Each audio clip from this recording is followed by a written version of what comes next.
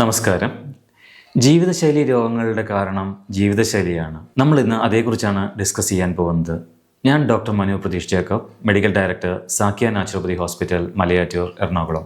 നമ്മളിന്ന് നമ്മളുടെ ചുറ്റുപാടും കാണുന്ന പ്രധാനപ്പെട്ട ജീവിതശൈലി രോഗങ്ങളാണ് അമിതവണ്ണം, പ്രമേഹം, ഫാറ്റി ലിവർ, ഹൈപ്പർ ടെൻഷൻ അല്ലെങ്കിൽ ഹാർട്ട് സംബന്ധമായ കാർഡിയോവാസ്കുലർ ഡിസീസസ് എന്നിവയൊക്കെ. ഇതിൻ്റെയൊക്കെ അടിസ്ഥാനപരമായിട്ടുള്ള കാരണം നമ്മൾക്കറിയാം, ഇത് ജീവിതശൈലിയിൽ വന്നിരിക്കുന്ന മാറ്റങ്ങളാണെന്ന്. അതിന് ഒരു പരിഹാരവും അത് ജീവിതശൈലിയിൽ ഉണ്ടാക്കേണ്ട മാറ്റങ്ങൾ തന്നെയാണ്. അന്നേരം നമ്മൾ ഇതേക്കുറിച്ച് കൂടുതൽ ഡീപ്പായിട്ട് നോക്കുമ്പോൾ അതിൻ്റെ ഒരു ഏറ്റവും പ്രധാനപ്പെട്ട കാരണം എന്ന് പറയുന്നത് നമ്മളുടെ ഭക്ഷണ രീതിയിലുണ്ടായിരിക്കുന്ന മാറ്റങ്ങളാണ്. ഇനി ഭക്ഷണ രീതിയിലെ മാറ്റങ്ങളെക്കുറിച്ച് പറയുമ്പോൾ ഇന്ന് നമ്മൾ കഴിക്കുന്ന പല ഭക്ഷണങ്ങളും നമ്മളുടെ ശരീരത്തിൽ ഇൻസുലിൻ എന്ന് പറയുന്ന ഒരു ഹോർമോണിൻ്റെ അമിതോൽപാദനത്തിന് കാരണമാകുന്നുണ്ട്. നമ്മൾ പലപ്പോഴും കേട്ടിട്ടുണ്ട് പ്രമേഹ രോഗികൾക്ക് ഇൻസുലിൻ കുറവാണെന്ന്. പക്ഷേ മറിച്ച് ഈ ജീവിതശൈലി രോഗങ്ങളുടെ ആദ്യ കാലഘട്ടങ്ങളിൽ അല്ലെങ്കിൽ പ്രമേഹ രോഗത്തിൻ്റെ ആദ്യ കാലഘട്ടങ്ങളിൽ നമ്മളുടെ ശരീരത്തിൽ അമിതമായിട്ട് ഇൻസുലിൻ ഉണ്ടാകുന്ന ഒരു സ്റ്റേജ് ഉണ്ട്. ആ അധികമായിട്ടുണ്ടാകുന്ന ഇൻസുലിൻ ഉണ്ടാകാനുള്ള കാരണമെന്ന് പറയുന്നത് നമ്മളുടെ ദിവസേനയുള്ള ഭക്ഷണത്തിലുണ്ടാകുന്ന റിഫൈൻഡ് ആയിട്ടുള്ള അല്ലെങ്കിൽ തവിട് നീക്കിയിട്ടുള്ള ഭക്ഷണ സാധനങ്ങളും അതുപോലെ തന്നെ പച്ചക്കറികളുടെയും പ്രോട്ടീനുകളുടെയും അല്ലെങ്കിൽ കൊഴുപ്പുകളുടെയും ഒക്കെ കുറവും ഉള്ള ഒരവസ്ഥയാണ്. അന്നേരം ഇങ്ങനെയൊരു റിഫൈൻഡ് ആയിട്ട് ധാരാളം കാർബോഹൈഡ്രേറ്റ് അഥവാ അന്നജമടങ്ങിയ ഒരു ഭക്ഷണം കഴിക്കുമ്പോൾ നമ്മളുടെ ശരീരത്തിൽ നമ്മുടെ പാൻക്രിയാസ് ഒരുപാട് ഇൻസുലിൻ ഉൽപ്പാദിപ്പിക്കുകയും ഇവഞ്ച്വലി കുറച്ച് കാലം കഴിയുമ്പോഴേക്കും ആ പാൻക്രിയാസിന് ഫർദർ ഇൻസുലിൻ പ്രൊഡ്യൂസ് ചെയ്യാൻ പറ്റാത്തൊരു സ്റ്റേജിലേക്ക് വരുമ്പോഴേക്കും നമ്മൾ പൂർണ്ണമായിട്ടും ഒരു ഡയബറ്റിക് പേഷ്യൻ്റായിട്ട് മാറുന്നു. ഇനി ജീവിതശൈലി രോഗങ്ങളെക്കുറിച്ച് എടുക്കുമ്പോൾ എല്ലാ ജീവിതശൈലി രോഗങ്ങളെയും ഒരേ ക്ലാസിഫിക്കേഷനിൽ അല്ലെ ഒരേ ഹെഡിങ്ങിൻ്റെ അടിയിലേക്ക് കൊണ്ടുവരുമ്പോൾ ഈ ഇൻസുലിൻ അധികമാകുമ്പോൾ അത് ഒരു ഫാറ്റ് സ്റ്റോറേജ് ഹോർമോണാണ്. അതായത് ഇൻസുലിൻ കൂടുമ്പോൾ നമ്മൾ കഴിക്കുന്ന ഭക്ഷണത്തിലെ എക്സ്ട്രാ കലറി മുഴുവൻ അത് ഫാറ്റായിട്ട് കൺവേർട്ട് ചെയ്ത് നമ്മളുടെ ലിവറിലും അല്ലെങ്കിൽ നമ്മളുടെ മസിൽസിലും അല്ലെങ്കിൽ നമ്മളുടെ കുടലിലും ഒക്കെ ആയിട്ട് സൂക്ഷിച്ചു വെക്കുന്നു. അന്നേരം അത് നമ്മളുടെ ലിവറിൽ സൂക്ഷിച്ചു വച്ചു കഴിഞ്ഞിട്ടുണ്ടെങ്കിൽ നമ്മളതിനെ ഫാറ്റി ലിവർ എന്ന് പറയുന്നു. അല്ലെങ്കിൽ ബാക്കിയുള്ള ബോഡിയിലെ മറ്റു ഭാഗങ്ങളിൽ കൂട്ടി വയ്ക്കുകയും അത് നമ്മളുടെ അമിതവണ്ണത്തിന് കാരണമാകുകയും ചെയ്യുമ്പോൾ നമ്മളതിനെ ഒബീസിറ്റി അല്ലെങ്കിൽ അമിതവണ്ണം എന്ന് വിളിക്കുന്നു. ഇതാണ് ഒരു പ്രധാനപ്പെട്ട കാരണം. ഇനി ജീവിതശൈലി രോഗങ്ങളുടെ അടുത്ത പ്രധാനപ്പെട്ട കാരണം എന്ന് പറയുന്നത് ആക്ടിവിറ്റിയാണ്. അതായത് നമ്മളുടെ ഇന്നത്തെയുള്ള സെഡൻറ്ററി ആയിട്ടുള്ള ലൈഫ് സ്റ്റൈലാണ്. ഇപ്പം നമ്മൾ പുറകോട്ട് നോക്കുമ്പോൾ നമ്മളുടെ പൂർവികർ ശരിക്കും പറഞ്ഞിട്ടുണ്ടെങ്കിൽ മേ ബി 2 നേരം അല്ലെങ്കിൽ 1 നേരമൊക്കെ ഭക്ഷണം കഴിക്കാനുള്ള സാഹചര്യം അവർക്കുണ്ടായിരുന്നുള്ളൂ. അതേപോലോടൊപ്പം തന്നെ അവരുടെ ഫാമിലോ അല്ലെങ്കിൽ ഫാക്ടറികളിലോ മണിക്കൂറുകളോളം അവർ അധ്വാനിച്ചിരുന്നു.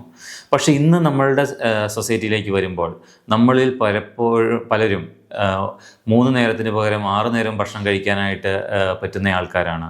അതുപോലെ തന്നെ നമ്മൾ ധാരാളം ഭക്ഷണം കഴിക്കുകയും അതും എം ടി കലോറി ആയിട്ട് കഴിക്കുകയും അതിനെ നമുക്ക് സ്പെൻഡ് ചെയ്യാനായിട്ടുള്ള ആക്ടിവിറ്റി ഇല്ലാതിരിക്കുകയും ചെയ്യുമ്പോൾ ഈ വരുന്ന കലോറി മുഴുവൻ നമ്മളുടെ ശരീരത്തിൽ അമിതമായിട്ടുള്ള കൊഴുപ്പായിട്ട് മാറുന്നു. അന്നേരം അത് അനദർ റീസണാണ് നമ്മളുടെ ജീവിതശൈലി രോഗങ്ങൾ അധികം വരാനായിട്ട്. ഇനി അടുത്തൊരു റീസൺ പറഞ്ഞിട്ടുണ്ടെങ്കിൽ അത് മൈക്രോ ന്യൂട്രീഷണൽ ഡെഫിഷ്യൻസികളാണ്. അതായത് നമ്മളുടെ ബോഡി എന്ന് പറയുന്നത് ഒരിക്കലും ഒരു മരുന്നല്ല, മറിച്ച് നമ്മളുടെ ബോഡിയുടെ ബിൽഡിംഗ് ബ്ലോക്ക് എന്ന് പറയുന്നത് നമ്മൾ ഓരോ ദിവസവും നമ്മളുണ്ടായ അന്ന് തൊട്ട് അല്ലെങ്കിൽ നമ്മളുടെ അമ്മയുടെ ഉദരത്തിലായിരുന്ന അന്ന് തൊട്ട് ഇന്ന് വരെ നമ്മൾ കഴിച്ചുകൊണ്ടിരിക്കുന്ന ഭക്ഷണമാണ് നമ്മളുടെ റോ മെറ്റീരിയൽ അല്ലെങ്കിൽ നമ്മുടെ ബോഡിയുടെ ബിൽഡിംഗ് ബ്ലോക്ക് എന്ന് പറയുന്നത്. അന്നേരം ഈ ബിൽഡിംഗ് ബ്ലോക്കിൽ നമുക്ക് കാർബോഹൈഡ്രേറ്റ് അല്ലെങ്കിൽ പ്രോട്ടീൻ അല്ലെങ്കിൽ ഫാറ്റ് എന്ന് പറയുന്ന മേജർ കമ്പോണൻറ്റും അതോടൊപ്പം തന്നെ വിറ്റമിൻസും മിനറൽസും ഫ്ലേവനോയിഡ്സും എന്നൊക്കെ പറയുന്ന പലതരത്തിലുള്ള കമ്പോണൻസ് ആവശ്യമാണ്. പക്ഷേ ഇതൊക്കെ നമ്മുടെ ബോഡിയുടെ ഒപ്റ്റിമലായിട്ടുള്ള ഫംഗ്ഷനും ആവശ്യമാണ്. പക്ഷേ നമ്മൾക്ക് പ്രത്യേകിച്ചൊരു മലയാളിയുടെ ഭക്ഷണത്തിൽ ഒരു കുന്നു ചോറും ഒരു തൊട്ടുകൂട്ടാൻ കറിയുമായിട്ടുള്ള ഒരു സ്റ്റേജ് വരുമ്പോഴേക്കും നമ്മൾക്ക് ആവശ്യത്തിനുള്ള പ്രോട്ടീൻസോ അല്ലെങ്കിൽ ആവശ്യത്തിനുള്ള ഫാറ്റോ അല്ലെങ്കിൽ ആവശ്യത്തിനുള്ള മൈക്രോ ന്യൂട്രിയൻസോ ഒന്നും കിട്ടാത്തൊരു സ്റ്റേജ് വരും. അപ്പോൾ എന്ത് സംഭവിക്കും? നമ്മളുടെ ബോഡി കോംപ്രമൈസ് ആയിട്ട് റൺ ചെയ്തുകൊണ്ടേയിരിക്കും. കുറച്ച് കാലം കഴിയുമ്പോൾ നമ്മുടെ ബോഡിക്ക് ഒപ്റ്റിമലായിട്ട് വർക്ക് ചെയ്യാൻ സാധിക്കാതെ വരുന്നു. ബോഡിയിലെ അമിതമായിട്ട് കിട്ടുന്ന കലോറി അല്ലെങ്കിൽ ഊർജ്ജം കാരണം നമ്മൾ അമിതവണ്ണത്തിലേക്കോ അല്ലെങ്കിൽ പ്രമേഹം പോലെ അല്ലെങ്കിൽ ഫാറ്റി ലിവർ പോലെയുള്ള അസുഖങ്ങളിലേക്ക് വഴിമാറുന്നു. ഇനി ജീവിതശൈലി രോഗങ്ങളെ നമുക്ക് അസസ് ചെയ്യണമെങ്കിൽ ഏറ്റവും പ്രധാനമായിട്ട് നമുക്ക് ഉപയോഗിക്കാൻ പറ്റുന്നൊരു ടെസ്റ്റ്, എസ്പെഷ്യലി ഒരു അസുഖം ഡയഗ്നോസ് ചെയ്യപ്പെടുന്നതിന് മുമ്പ് നമുക്ക് ചെക്ക് ചെയ്യാൻ പറ്റുന്ന ഒരു ബ്ലഡ് ടെസ്റ്റാണ് ഫാസ്റ്റിംഗ് ഇൻസുലിൻ എന്ന് പറയുന്നത്. സോ സാധാരണഗതിയിൽ ഫാസ്റ്റിംഗ് ഇൻസുലിൻ്റെ റേഞ്ച് ഒരു 5 to 25 എന്ന റേഞ്ചിലാണ് ലാബ് ടെസ്റ്റുകൾ പറയുന്നത്. എന്നാൽ ഒപ്റ്റിമലായിട്ട് നമുക്ക് വേണ്ടത് ഒരു 9 അല്ലെങ്കിൽ 8 താഴെയുള്ള ഇൻസുലിൻ ലെവലിൽ മാത്രമേ നമുക്ക് പാടുള്ളൂ. കാരണം ഞാൻ മുമ്പേ പറഞ്ഞ പോലെ തന്നെ ഇൻസുലിൻ അധികമായാൽ നമ്മുടെ ബോഡിയിലേക്കുള്ള ഫാറ്റ് സ്റ്റോറേജ് കൂടും.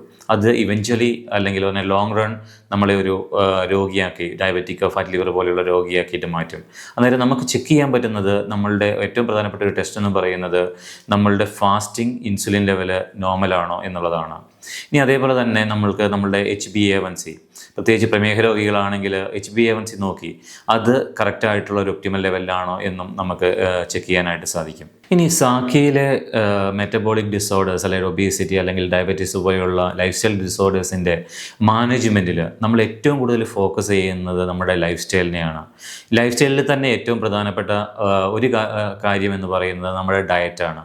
അന്നേരം സാക്കിയിൽ നമ്മൾ പ്രൊമോട്ട് ചെയ്യുന്നത്, എസ്പെഷ്യലി ഹോസ്പിറ്റലിൽ ട്രീറ്റ്മെൻറ്റ് വരുമ്പോൾ നമ്മൾ പ്രൊമോട്ട് ചെയ്യുന്നത് ഒരു ലോ കാലറി ആയിട്ടുള്ളതും അതുപോലെ തന്നെ പ്രോട്ടീനും ഫാറ്റും അതേപോലെ തന്നെ കോംപ്ലക്സ് ആയിട്ടുള്ള കാർബോഹൈഡ്രേറ്റുമുള്ള ഒരു ബാലൻസ്ഡ് ആയിട്ടുള്ളൊരു മീലും ആണ് നമ്മൾ ഫോക്കസ് ചെയ്യുന്നത്.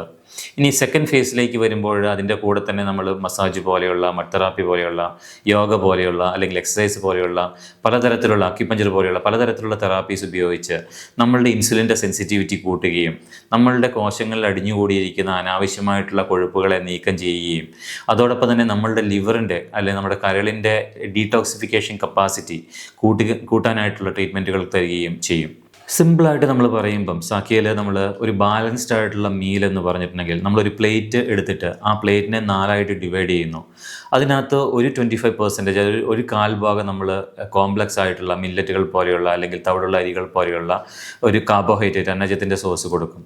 സെക്കൻഡ് ആയിട്ടുള്ള ഒരു ഹാഫ് 25% എന്ന് പറയുന്നത് നമ്മൾ പ്രോട്ടീൻസ്, അത് നോൺ വെജിറ്റേറിയൻ പ്രോട്ടീൻസ് ആകാം അല്ലെങ്കിൽ വെജിറ്റേറിയൻ ആയിട്ടുള്ള കടലപ്പയർ വർഗ്ഗങ്ങൾ പോലെയുള്ള പ്രോട്ടീൻസുകളാകാം, അത് ഫോക്കസ് ചെയ്യുന്നു. ഇനി മൂന്നാമത്തെ ഒരു ഭാഗം 25% എന്ന് പറയുന്നത് നാരുള്ള പച്ചക്കറികൾ നമ്മൾ ഫോക്കസ് ചെയ്യുന്നു. അതുപോലെ തന്നെ മറ്റൊരു 25% എന്ന് പറയുന്നത് ഹെൽത്തി ആയിട്ടുള്ള കൊഴുപ്പുകൾ ഫോക്കസ് ചെയ്യുന്നു. ഇങ്ങനെ ഒരു ബാലൻസ്ഡ് ആയിട്ടുള്ള പ്ലേറ്റ് എന്നൊരു കൺസെപ്റ്റാണ് സാക്കിയിൽ നമ്മൾ ഈ ജീവിതശൈലി രോഗങ്ങൾക്ക് വേണ്ടി നമ്മൾ പ്രൊമോട്ട് ചെയ്യുന്നത്. ഇനി ജീവിതശൈലി രോഗങ്ങളെ റിവേഴ്സ് ചെയ്യാനായിട്ട് അടുത്തൊരു പ്രധാനപ്പെട്ട പാർട്ട് എന്ന് പറയുന്നത് ലിവറിൻ്റെ ഡീടോക്സിഫിക്കേഷൻ ആണ്. അന്നേരം നമുക്ക് പറയാം ലിവർ പല രീതിയിലുള്ള ഡീടോക്സിഫിക്കേഷൻ അല്ലെ ക്ലെൻസിങ് പ്രോസസ്സ് നമ്മളുടെ ശരീരത്തിൽ നടത്തുന്നുണ്ട്. നമ്മളുടെ മെറ്റബോളിക് എൻഡ് പ്രൊഡക്ട്സ് ആകട്ടെ അല്ലെങ്കിൽ നമ്മുടെ ഫാറ്റ് പോലെയുള്ള എൻഡ് പ്രൊഡക്ട്സ് ആകട്ടെ, ഇതിനെ എലിമിനേറ്റ് ചെയ്യാനായിട്ട് ലിവർ പ്രവർത്തിക്കുന്നുണ്ട്. അന്നേരം അതിന് നമുക്ക് വേണ്ട പ്രധാനപ്പെട്ട ന്യൂട്രിയൻസ് ആണ് ഫൈബർ അല്ലെ നാരുകൾ എന്ന് പറയുന്നത്. അന്നേരം നമ്മൾ അതേപോലെ തന്നെ പല nutrients, especially B complex vitamins അല്ലെങ്കിൽ ചില ഫ്ലേവനോയിഡ്സ് അല്ലെങ്കിൽ ചില അമിനോ ആസിഡ്സ്, ഇതൊക്കെ നമുക്ക് ലിവറിൻ്റെ ഡീടോക്സിഫിക്കേഷന് ആവശ്യമാണ്.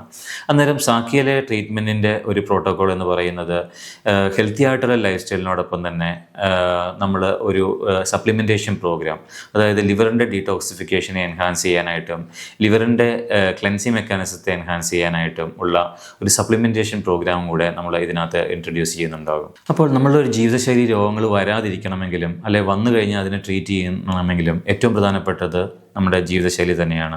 അതിലേറ്റവും പ്രധാനപ്പെട്ടത് ബാലൻസ്ഡ് ആയിട്ടുള്ള ഒരു ഹെൽത്തി ആയിട്ടുള്ള ഒരു പ്ലേറ്റ് തന്നെയാണ്. അതോടൊപ്പം തന്നെ ആക്ടിവിറ്റി, അറ്റ്ലീസ്റ്റ് ഒരു half an hour, especially muscle training പോലെയുള്ള ആക്ടിവിറ്റീസ്, സ്ട്രെസ് മാനേജ്മെൻറ്റ് പോലെയുള്ള ആക്ടിവിറ്റീസ്.